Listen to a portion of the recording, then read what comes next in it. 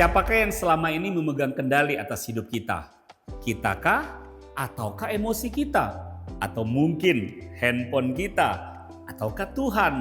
Sesungguhnya seharusnya Tuhanlah yang pegang kendali atas hidup kita. Tapi faktanya kita banyak dikendalikan justru oleh emosi dalam diri kita atau bahkan oleh gadget atau handphone yang selama ini menguasai kita. Nah, firman Tuhan hari ini mau mengajar kita bagaimana supaya kendali hidup kita sungguh-sungguh dikendalikan oleh Tuhan. 1 Petrus pasalnya yang pertama ayat 13 mengatakan, sebab itu siapkanlah akal budimu, waspadalah dan letakkanlah pengharapanmu seluruhnya atas kasih karunia yang dianugerahkan kepadamu pada waktu pernyataan Yesus Kristus.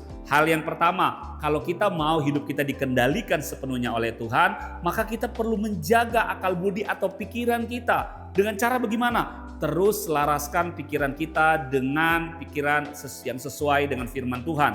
Itulah yang akan menolong setiap kita. Hal yang kedua adalah kita harus waspada. Waspada terhadap apa? Hal-hal dari dunia ini, hal-hal di luar sana yang sepertinya benar, tapi justru tanpa kita sadari, hal-hal di luar sana lah itulah yang kemudian menguasai kehidupan kita, bahkan mengendalikan kehidupan kita.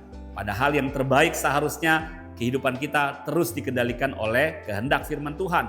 Hal yang ketiga, kalau kita mau untuk kemudian kendali hidup kita di bawah kendali Tuhan, maka kita perlu sungguh-sungguh meletakkan dasar pengharapan kita atas kasih karunia Tuhan. Jadi kita nggak bisa pakai kekuatan kita terus butuh anugerah daripada Tuhan. Oleh sebab itu, tanda kita membutuhkan anugerah dan kasih karunia Tuhan, itulah sebabnya kenapa kita perlu mencari Tuhan, kenapa kita perlu membaca firman-Nya. Itu tandanya bahwa kita memang sungguh-sungguh mengandalkan anugerah dan kasih karunia Tuhan. Percayalah, kendali hidup kita kalau dikendalikan oleh Tuhan, maka apapun yang terjadi di luar sana tidak akan pernah melemahkan kita, tapi justru akan membawa kita semakin kuat berjalan bersama dengan Tuhan, semakin yakin dengan segala apapun yang terjadi, dan yakinlah hal yang terbaik akan Tuhan terus anugerahkan buat kita dan masa depan kita. Tuhan Yesus memberkati.